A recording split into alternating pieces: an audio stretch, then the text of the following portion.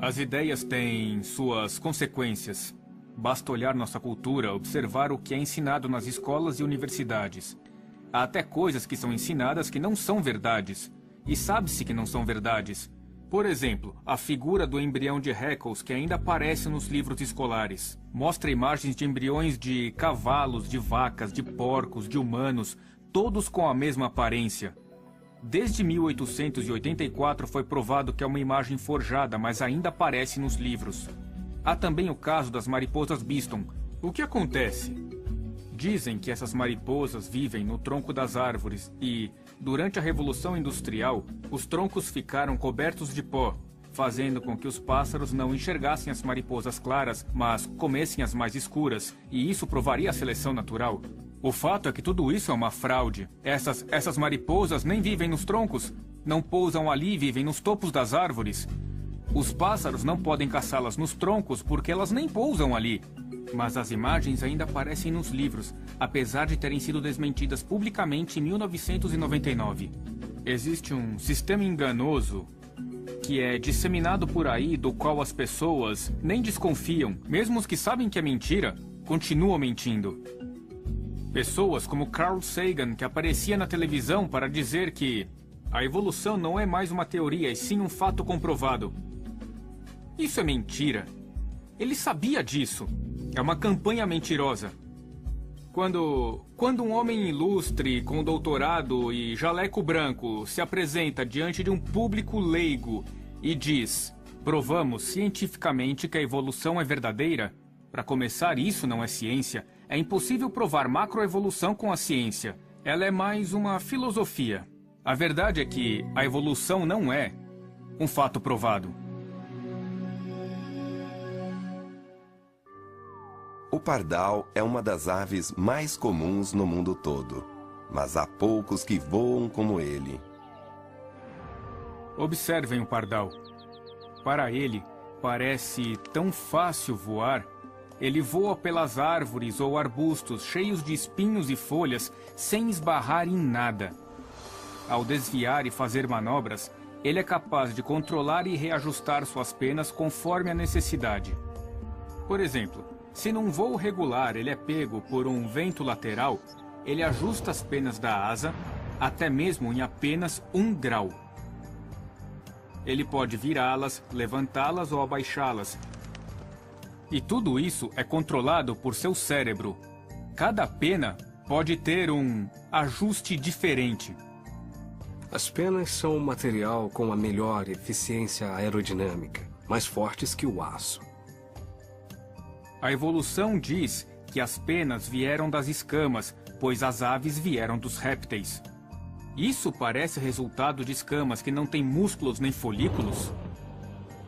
Até suas funções diferem. Não há nada em comum. Se vieram dos répteis, era de se esperar que tivessem ossos como dos répteis. Não há semelhança. Há bolsas de ar dentro dos ossos que podem ser enchidos com ar como nos pulmões. Seus ossos são muito leves e feitos para voar. Tudo num pardal foi feito para voar. O homem jamais conseguiu alcançar a eficiência dos pássaros em termos de habilidade de voo com suas aeronaves e similares. Seu coração é tão eficiente que pode alcançar até 760 batidas por minuto. Por anos, os detalhes do pardal despertam a curiosidade e a imaginação de engenheiros. Ele possui um sistema digestivo pequeno, com sucos gástricos muito concentrados, porque o pássaro não voará se for muito pesado. Então ele come, digere rapidamente e elimina os dejetos. Todos os detalhes foram considerados e pensados no projeto do pássaro, assim como no projeto do vagalume ou no projeto da libélula. Outro detalhe sobre pardais e outros pássaros é o seu ponto de incubação. Quando estão para botar os seus ovos, e Deus os fez desse modo especial, porque eles não precisam carregar os seus embriões ao voar. Bom, na área do peito existem penas finas e penugens que começam a cair e até servem para forrar o ninho, mas deixam a pele descoberta. Essa pele é fascinante, porque os vasos sanguíneos se multiplicam 7 vezes mais do que o normal e aumentam 5 vezes o seu tamanho. Quando essa pele encosta-se aos ovos, de alguma maneira há uma comunicação desde o ovo através do ponto de incubação até o cérebro da ave. Se por algum motivo os ovos estiverem muito quentes, a ave pode se afastar um pouco. Se os ovos estiverem muito úmidos, há como a ave cuidar disso. Essa comunicação acontece pelo ponto de incubação. Os pinguins chocam os seus ovos sobre os seus pés, porque assim os ovos ficam longe do gelo e da neve e cobrem os ovos com a pele da barriga e com as penas, envolvendo os ovos por todos os lados. É um mecanismo bastante sofisticado para manter a temperatura controlada para o desenvolvimento do embrião no ovo. Como isso evoluiu se a ave não tivesse o mecanismo desde o primeiro ovo que botou? Esse ovo ficaria lá para morrer. Isso refere à ideia da complexidade irredutível. Todas as partes devem existir desde o princípio ou não haveria a criatura. Sem o ponto de incubação, não existiriam os ovos. Sem a capacidade de botar ovos, não haveria a capacidade de voar se o embrião estivesse dentro da ave. Deus pensou em todos os detalhes e ajustes necessários em sua criação para que funcione com eficiência e eficácia e maravilhosamente. Pardais são aviadores incríveis. E por falar em voar, vejam só esse avião. Ao ver um avião, fica claro que uma pessoa ou uma equipe o projetou para voar. Mas existem pessoas que observam essas criaturas incríveis e, estranhamente, não consideram o mesmo princípio. Ao ver esses maravilhosos animais e insetos, fica claro que eles foram planejados em todos os detalhes. Observar tais fatos deveria nos fazer pensar. Sabe, percebo um projeto aqui. Percebo que há arte aqui. Percebo que houve uma criação aqui. Isso é algo que parece ter sido construído. Não me parece que um processo aleatório ou o acaso tenham produzido isto. Isto é a revelação geral. Ao olhar as coisas que Deus fez, deveríamos pensar: quem fez isto? Quem projetou isto? Quem é o artista? Quem é o criador? Isso deveria nos levar à Bíblia, que é a revelação especial. Ela nos fala a respeito desse Deus que diz que criou todas as coisas conforme sua palavra. Mas é mais que isso. Ele criou cada um de nós. O Criador entrou em sua criação na pessoa de Jesus Cristo. E Jesus Cristo, o Criador que realizou seus milagres aqui na Terra para provar que ele era Deus, fez coisas que nós não podemos. Há pessoas que dizem: eu sou Deus. Eu respondo: muito bem, prove. Quero vê-lo andar sobre a água. Eu não posso fazer isso. Bom, quero vê-lo criar um planeta. E eu não posso fazer isso.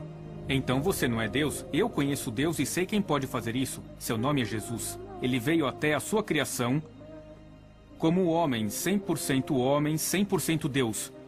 E ele morreu na cruz como castigo pelos seus e pelos meus pecados. Cristo demonstrou seu amor por nós, sendo nós ainda pecadores, morrendo por nós. Isso significa que existe provisão para os meus pecados e de toda a humanidade. Qual a provisão? A morte e a ressurreição de Cristo. O que tenho que fazer para que meus pecados sejam perdoados?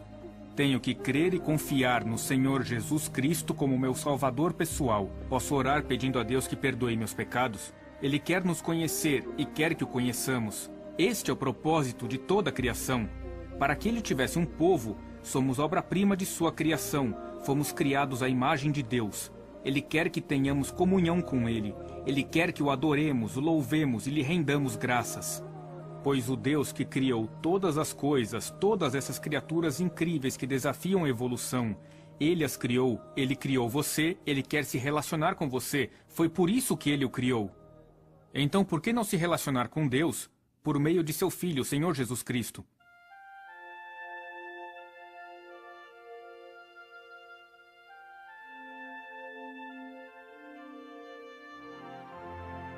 Você já sabe, estamos rodeados de criaturas que são incríveis. E quando contemplar esse mundo maravilhoso, saiba que não foi por acaso. Sou David Hames. Até a próxima. Por exemplo, a figura do embrião de Haeckel, que ainda aparece nos livros escolares, mostra imagens de embriões de cavalos, de vacas, de porcos, de humanos, todos com a mesma aparência. Desde 1884 foi provado que é uma imagem forjada, mas ainda aparece nos livros. Há também o caso das mariposas Biston. O que acontece? Dizem que essas mariposas vivem no tronco das árvores e, durante a Revolução Industrial, as ideias têm suas consequências.